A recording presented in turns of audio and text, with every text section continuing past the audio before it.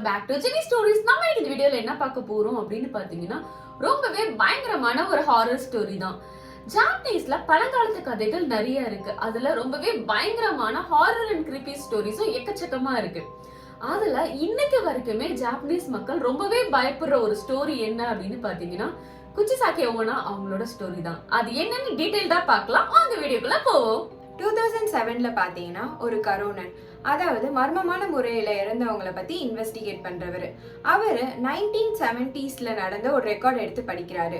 அதுல என்ன இருக்கு அப்படின்னு பாத்தீங்கன்னா, ஒரு வினோதமான லேடி சர்ஜிக்கல் மாஸ்க் எல்லாம் போட்டுட்டு குழந்தைங்களை துரத்தி அவங்கள கொண்டு இருக்காங்க.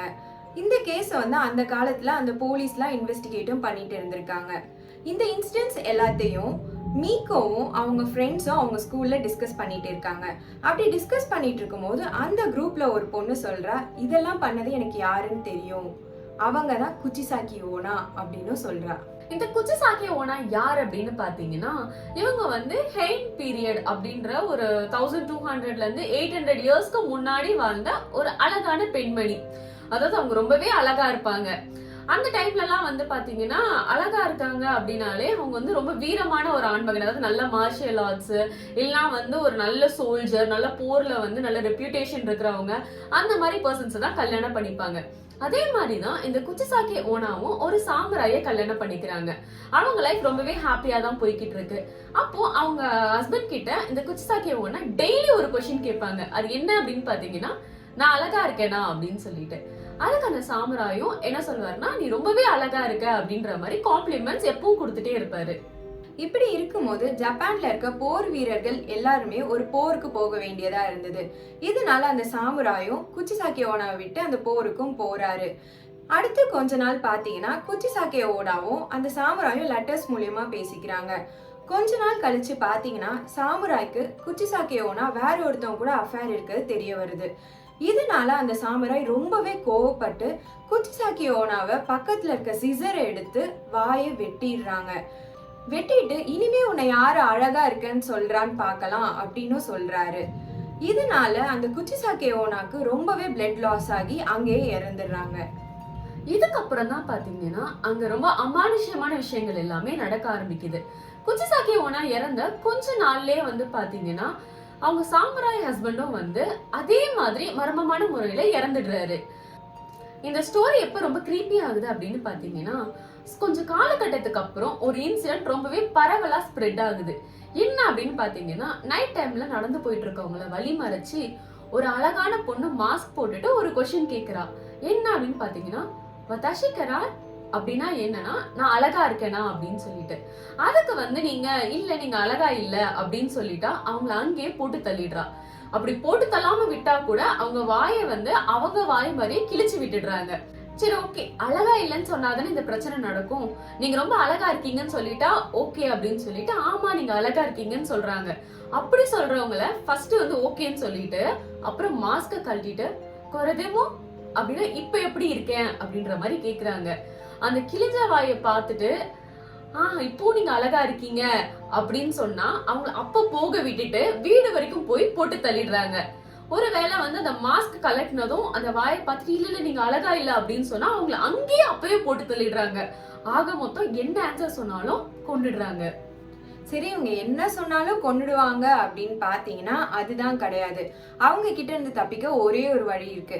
என்ன அப்படின்னு பாத்தீங்கன்னா, அவங்க ஃபர்ஸ்ட் மத்தாச்சி கிராய் அப்படின்னு கேட்கும் போது ஆமா அப்படின்னு சொல்லிடணும். அடுத்து கொரதேமோ அப்படின்னு கேட்கும் போது இல்ல ஆவரேஜ் தான் அப்படின்னு சொன்னா அவங்க ஒரு செகண்ட் பாஸ் ஆகி என்ன சொல்றதுன்னு தெரியாம நிப்பாங்க. அந்த டைம்ல கரெக்டா நீங்க ஓடிடணும். அப்படி மட்டும்தான் அவங்க கிட்ட இருந்து உங்களால தப்பிக்க முடியும். இப்படி இந்த விஷயத்தை எல்லாமே மிகோண்ட அவங்க ஃப்ரெண்ட்ஸ் டிஸ்கஸ் பண்ணிட்டு இருக்காங்க. இப்ப எப்படி நம்ம எல்லாம் ஒரு ஹாரர் ஸ்டோரி கேட்கும் போது அந்த கதையில அந்த பேய பார்க்கணும், இல்ல ஏதாச்சும் ஒரு பேய பாத்திர மாட்டோமான்னு கொஞ்சம் ஆர்வமா இருப்போம்ல, அதே மாதிரிதான் மிகோக்கு ரொம்பவே கியூரியஸாவும் ஆர்வமாவும் இருக்கு இந்த குச்சிசாக்கி ஓனாவை எப்படியாச்சும் பார்க்கணும் அப்படின்னு சொல்லிட்டு. சோ இந்த ஆர்வத்தோட அவ என்ன கேக்குறா அப்படின்னு பாத்தீங்கன்னா, நம்ம எல்லாம் இங்க பக்கத்துல ஒரு பார்க் இருக்கு பாத்தீங்களா, அங்க ஆள் நடமாட்டமே அவ்வளவா இருக்காது, அங்க போனா கண்டிப்பா நம்ம குச்சிசாக்கி ஓனாவை பார்க்க முடியும், நம்ம எல்லாம் போலாம் அப்படின்னு சொல்லிட்டு மிகோ ஃப்ரெண்ட்ஸ் கிட்ட சொல்றா. அப்ப அவங்க ஃப்ரெண்ட்ஸ்ல கொஞ்சம் பேர் என்ன சொல்றாங்க, அப்பா நான்லாம் வரலப்பா, எங்க வீட்ல ரொம்ப ஸ்ட்ரிக்ட். அது மட்டும் இல்லாம ஒருவேளை நம்ம பார்க்குக்கு போறோனே வச்சுக்கோ, திடீர்னு அந்த குச்சிசாக்கி ஓனா வந்துட்டா கண்டிப்பா நம்ம எல்லாரையும் போட்டு தள்ளிடுவா, எனக்கெல்லாம் சாக விருப்பம் இல்ல அப்படின்னு சொல்லிட்டு அவங்க எல்லாம் கிளம்பிடுறாங்க. பட் அந்த கூட்டத்திலயும் வந்து ஒரு பொண்ணு மட்டும் என்ன சொல்றான்னா, நான் உன் கூட இருக்க மிக்கோ, வா நம்ம போய் பாப்போம், உண்மையாவே குச்சிசாக்கி ஓனா இருக்காளா அப்படின்னு சொல்லிட்டு அவங்க 2 பேரும் பார்க்குக்கு போறாங்க. அங்க போய் கொஞ்ச நேரம் வெயிட் பண்றாங்க. வெயிட் பண்ணும்போது சூரியனும் அஸ்தமனம் ஆகுது. அதுக்கப்புறம் வந்து பாத்தீங்கன்னா கொஞ்சம் டைம் ஆனதும் இந்த ஃப்ரெண்ட் வந்து என்ன சொல்லிடுறான்னா, எங்க வீட்ல எங்க அம்மா அப்பாலாம் ரொம்ப திட்டுவாங்க, ரொம்ப லேட் ஆயிருச்சு, அந்த குச்சிசாக்கி ஓனாவும் வர மாதிரி தெரியல, சோ நான் கிளம்புறேன் மிக்கோ அப்படின்னு சொல்லிட்டு மிக்கோவை அங்கேயே விட்டுட்டு அவ மட்டும் கிளம்பிடுறா. மிக்கோவுக்கு இங்க இருந்து போக இஷ்டம் இல்ல, அதனால அங்கேயே கொஞ்ச நேரம் வெயிட் பண்றா. இவ வெயிட் பண்ண டைமும் போய்கிட்டே இருக்கு.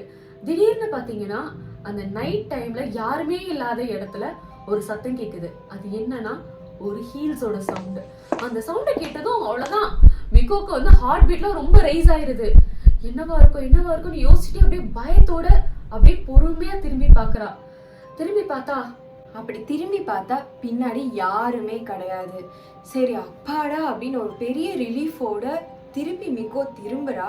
அவ முன்னாடி அந்த வினோதமான லேடி மாஸ்க் போட்டுட்டு நான் அழகா இருக்கேனா அப்படின்னு மிக்கோவை பார்த்து கேட்குறா. இதை கேட்ட மிக்கோவுக்கு ரொம்பவே பயமாயிடுது. அதோட நடுக்கத்தோட இல்லை எனக்கு தெரியாது அப்படின்னு சொல்லிடுறா. இதை கேட்ட அந்த லேடிக்கு ரொம்பவே பயங்கரமா கோவம் வந்து அவ மறைச்சு வச்சிருந்த அந்த சிசர் எடுத்து அவ வாயை வெட்ட போறா. அப்படி போகும்போது பாத்தீங்கன்னா தூரத்துல ஒரு போலீஸ் காரோட சவுண்டு கேக்குது. இதை கேட்டு பயத்துல மிக்கோவை கீழே தள்ளி விட்டு அந்த லேடி ஓடி போயிடுறா. அப்படி ஓடி போகும்போது பாத்தீங்கன்னா கரெக்டா அந்த போலீஸ் கார்லயும் விழுந்து ஆக்சிடென்ட் ஆயிடுது. அப்படி அந்த லேடிக்கு என்ன ஆச்சு அப்படின்னு போய் அந்த போலீஸ் ஆஃபீஸர்ஸ் மற்றவங்க போய் பார்க்கும்போது பாத்தீங்கன்னா ரொம்பவே ஷாக் ஆகுறாங்க. ஏன் அப்படின்னா அவங்களோட வாய் அந்த குச்சிசாக்கி ஓனா மாதிரி கிழிஞ்சு இருந்தது. ஒருவேளை இந்த ஆக்சிடென்ட்ல தான் அவங்க வாய் கிழிஞ்சு இருந்ததா, அப்படி இல்லைன்னா முன்னாடியே அவங்க வாய் இப்படிதான் இருந்ததா, இல்லைன்னா ஜப்பான்ல எல்லாருமே பயந்து இருந்த மாதிரி அந்த குச்சிசாக்கி ஓனாவோட ஆவி இவங்களுக்குள்ள இருந்ததா அப்படிங்கிறது ஒரு மிஸ்ட்ரியா இருந்திருக்கு. அது மட்டும் இல்லாம இதே மாதிரி இன்சிடென்ட் சவுத் கொரியாலயும் நடந்திருக்கு. அங்கேயும் ஒரு லேடி ரொம்பவே லாங்கான கோட் போட்டு ரெட் கலர் மாஸ்க் போட்டு குழந்தைங்களை கொன்னதாவும் ரெக்கார்ட்ஸ்ல இருக்கு. குச்சிசாக்கி ஓனா அவங்களோட ஸ்டோரி வந்து உண்மையாவே நடந்த ஒரு இன்சிடென்ட். இப்ப வந்து பாத்தீங்கன்னா இந்த லேடிக்குள்ள உண்மையாவே ஆவி இருந்துச்சா, இல்ல இந்த குச்சிசாக்கி ஓனாவோட ஸ்டோரிஸ் எல்லாம் கேட்டு அவங்கள மாதிரியே பண்ணணும் அப்படின்னு சொல்லிட்டு இவங்க பண்ணாங்களான்றது தெரியல. பட் இந்த ஸ்டோரிஸ் எல்லாமே ரொம்பவே வைரலா இருக்கு. இத வந்து இன்ஸ்பிரேஷனா வச்சு நிறைய movies, web series, comic, anime நிறைய வந்து எடுத்திருக்காங்க. இந்த ஸ்டோரி படிக்கும் போதே ரொம்பவே கிரீப்பியா இருந்துச்சு. ஸோ யாருமே வந்து ஸ்ட்ரேஞ்சர்ஸ் கிட்ட பேசக்கூடாது அப்படின்றதுக்கு இது இன்னொரு எக்ஸாம்பிள் நினைக்கிறேன். நைட் டைம்ல வந்து மோஸ்டா வெளியே போவேன்னா, வெளியே போகும்போது யாராவது ஸ்ட்ரேஞ்சர்ஸ் நம்மள வந்து ஏதாச்சும் கொஸ்டின்ஸ் கேட்கறாங்க, இல்லை நம்மள நெருங்கி வர மாதிரி இருந்துச்சுன்னா அங்கிருந்து டக்கு நம்ம கிளம்பிடுவோம். ஏன்னா எனக்கு ரொம்ப கிரீப்பியா ஃபீல் ஆகுது. ஸோ இந்த ஸ்டோரி இதோட நம்ம முடிச்சுக்கலாம். இவ்வளோ நேரம் இந்த வீடியோ ஸ்கிப் பண்ணாமல் பார்த்துட்டு இருந்த எல்லா நல்ல உள்ளவங்களுக்கும் ரொம்ப ரொம்ப ரொம்ப பெரிய தேங்க்ஸ். இந்த வீடியோ பிடிச்சிருந்தா லைக் பண்ணுங்க, சப்ஸ்கிரைப் பண்ணுங்க, எல்லாருக்கும் ஷேரும் பண்ணுங்க. அடுத்தடுத்த வாரத்துல இதை விட சூப்பரான ஒரு ஹாரர் ஸ்டோரிஸோட நாங்க 2 பேரும் உங்களை வந்து சந்திக்கிறோம். அது வரைக்கும் உங்களை வந்து நாங்க ரொம்ப மிஸ் பண்ணுவோம், நீங்களும் மிஸ் பண்ணுவீங்க அப்படின்னு நம்புறோம். அடுத்த வீடியோல சந்திக்கலாமா? Bye, love you all.